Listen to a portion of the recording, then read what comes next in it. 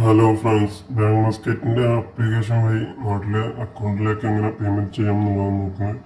Bank മസ്കറ്റിൻ്റെ application open ചെയ്തതിന് ശേഷം നിങ്ങൾ ബാങ്ക് അക്കൗണ്ട് ഇതിൽ ആഡ് ചെയ്യണം. അപ്പോൾ ആഡ് ചെയ്തതിന് ശേഷം നിങ്ങൾക്ക് നാട്ടിലേക്ക് പേയ്മെൻറ്റ് ചെയ്യാൻ പറ്റുള്ളൂ. അപ്പോൾ എങ്ങനെ ആഡ് ചെയ്യാം എന്നുള്ള ഓപ്ഷൻ കാണിക്കുന്നതാണ്. അതിന് ശേഷം എങ്ങനെ പേയ്മെൻറ്റ് ചെയ്യാം എന്നുള്ളത് കാണിക്കുന്നതാണ്. അപ്പോൾ നിങ്ങൾക്ക് ഇതുപോലെ ഓപ്പൺ ആക്കിയതിന് ശേഷം ട്രാൻസ്ഫർ എന്ന ഓപ്ഷനാണ് താഴെയായിട്ട് ട്രാൻസ്ഫേഴ്സ് എന്ന ഓപ്ഷനാണ് ക്ലിക്ക് ചെയ്യാം.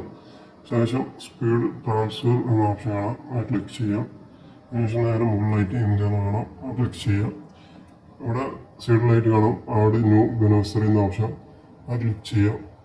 എന്നിട്ട് അതിൽ രണ്ടാമത്തെ ഓപ്ഷൻ ക്ലിക്ക് ചെയ്തതിനു ശേഷം കണ്ടിന്യൂ കൊടുക്കുക. അപ്പോൾ ബാങ്ക് ഡീറ്റെയിൽസിൽ കൊടുക്കാനുള്ള ഒരു ഇത് വന്നിട്ടുണ്ടാവും, ഒരു വിൻഡോ വന്നിട്ടുണ്ടാവും. അവിടെ നിങ്ങൾ എന്ത് ചെയ്യണം, നിങ്ങളെ നിക് നെയിം, നിങ്ങളുടെ നാട്ടിലെ അക്കൗണ്ട് ആണെന്നുണ്ടെങ്കിൽ നിങ്ങളുടെ നിക് നെയിം, അതെല്ലാം വേറെ ആരെങ്കിലും ആണെന്നുണ്ടെങ്കിൽ അവരെ നിക് നെയിം കൊടുക്കുക. ശേഷം നിക് നെയിം കൊടുത്തതിന് ശേഷം താഴെ അക്കൗണ്ട് നമ്പർ കൊടുക്കുക. ഇവിടെ അക്കൗണ്ട് നമ്പർ കൊടുക്കുക, നാട്ടിലെ അക്കൗണ്ട് നമ്പർ കൊടുക്കുക. ശേഷം സേവിങ്സ് അക്കൗണ്ട് ആണോ അതോ NR അക്കൗണ്ട് ആണോ എന്നുള്ളത്, ഇവിടെ ഏത് അക്കൗണ്ടാണോ നാട്ടിലെ ഏത് ടൈപ്പ് അക്കൗണ്ടാണ് ആ ടൈപ്പ് അക്കൗണ്ട് ഇവിടെ കൊടുക്കാം. ഇവിടെ സേവിങ്സ് അക്കൗണ്ട് കൊടുത്തിട്ടുണ്ട്.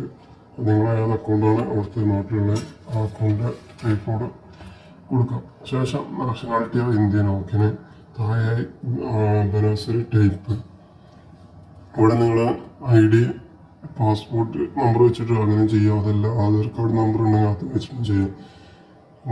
പാസ്പോർട്ട് നമ്പർ കൊടുത്തിട്ടുണ്ട്. ഇവിടെ താഴെ പാസ്പോർട്ട് നമ്പർ ഇവിടെ ആഡ് ചെയ്യണം. ആധാർ നമ്പർ കൊടുക്കുകയാണെന്നുണ്ടെങ്കിൽ ആധാർ നമ്പർ ഇവിടെ ആഡ് ചെയ്യണം, ഈ താഴെ. അതിനുശേഷം IFSC കോഡ്, നിങ്ങളുടെ ബാങ്കിൻ്റെ IFSC കോഡ് ഇവിടെ ആഡ് ചെയ്ത് കൊടുക്കുക. അതിനുശേഷം മൊബൈൽ നമ്പർ ഇവിടെ ആഡ് ചെയ്ത് കൊടുക്കുക. പിന്നെ നിങ്ങൾ ചെയ്തിട്ടുള്ള ഇത്രയും കാര്യം ഓക്കെ ആണെന്ന് നോക്കാൻ വേണ്ടി ഗെറ്റ് ബാങ്ക് ഡീറ്റെയിൽസ് എന്നുള്ള ഓപ്ഷൻ ക്ലിക്ക് ചെയ്താൽ നിങ്ങൾക്ക് ബാങ്കിൻ്റെ ഡീറ്റെയിൽസ് ആയിട്ട് ഓക്കെ ആണെന്ന് നോക്കാം. ശേഷം കണ്ടിന്യൂ കൊടുക്കുക. ഞാൻ ഒന്നും കൊടുത്തിട്ടില്ല, അതാണ് അങ്ങനെ കാണിക്കുന്നത്. ഓക്കെ, ഇത്ര ചെയ്താൽ തന്നെ നിങ്ങൾ കൺഫേം ആവുന്നതാണ്. നേരെ ബാക്കിലേക്ക് വരിക.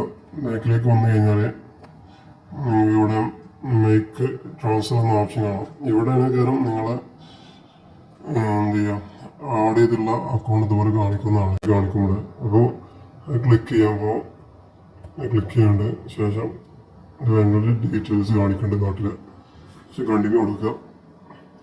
ഫസ്റ്റ് ഓപ്ഷൻ ക്ലിക്ക് ചെയ്യാം. ശേഷം ഇവിടെ എന്താണ് നാട്ടിലെ എമൗണ്ട് ആയിട്ട് അയക്കണമെന്നുണ്ടെങ്കിൽ നാട്ടിലെ എമൗണ്ട് ഇവിടെ ടൈപ്പ് ചെയ്ത് കൊടുക്കുക. ഒരു 500 നാട്ടിൽ 500 റുപ്യ നാട്ടിൽ, അതെല്ലാം OMR ആക്കണമെന്നുണ്ടെങ്കിൽ ഇവിടെ മേലെ OMR എന്ന ഓപ്ഷൻ കാണാം. ഒമാൻ റിയാലായിട്ട് അയക്കാം, 50 റിയാൽ.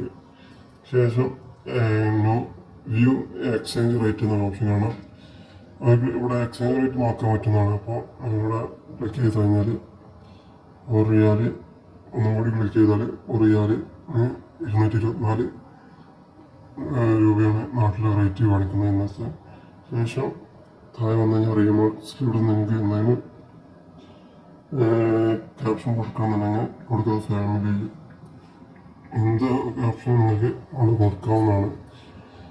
എന്തെങ്കിലും നിങ്ങൾക്ക് മെൻഷൻ ചെയ്യുക. ശേഷം കണ്ടിന്യൂ കൊടുക്കുക. അപ്പോൾ ബാങ്കിൻ്റെ ഡീറ്റെയിൽസ് ഫുള്ളായിട്ട് കാണിക്കുന്നത് നിങ്ങൾ എത്ര റുപ്യ അയക്കണേ, നാട്ടിൽ എത്ര രൂപ കിട്ടുമ്പോൾ എമൗണ്ട് കാണിക്കുന്നുണ്ട്. ഇവിടെ 11,200 11,200 രൂപയാണ് കാണിക്കുന്നത്. നാട്ടിൽ 50 റിയാൽ 11,200. 1,500 നിങ്ങൾ ബാങ്കിൽ നിന്ന് കട്ടാവുന്നതാണ്, ചാർജ് ഈടാക്കുന്നതാണ്. 1,500. ഓക്കെ, കൺഫേം കൊടുത്തു കഴിഞ്ഞാൽ നിങ്ങൾ ബാങ്കിൽ നിന്ന് പേയ്മെൻറ്റ് നാട്ടിലേക്ക് പോകുന്നതാണ്. ഒരു 15 to 10 മിനിറ്റിനുള്ളിൽ നിങ്ങളുടെ അക്കൗണ്ടിലേക്ക് കയറുന്നതാണ് നാട്ടിൽ. ഇങ്ങനെയാണ് ബാങ്ക് മസ്കറ്റ് വഴി നാട്ടിലേക്ക് പേയ്മെൻറ്റ് അയക്കുന്ന രീതി. Okay, thank you for watching. Please video like ചെയ്യുക, സബ്സ്ക്രൈബ് ചെയ്യുക, സപ്പോർട്ട് ചെയ്യുക. കൂടുതൽ വീഡിയോക്കായി ബെൽ ബട്ടൺ ക്ലിക്ക് ചെയ്യുക. Thank you for watching. Okay.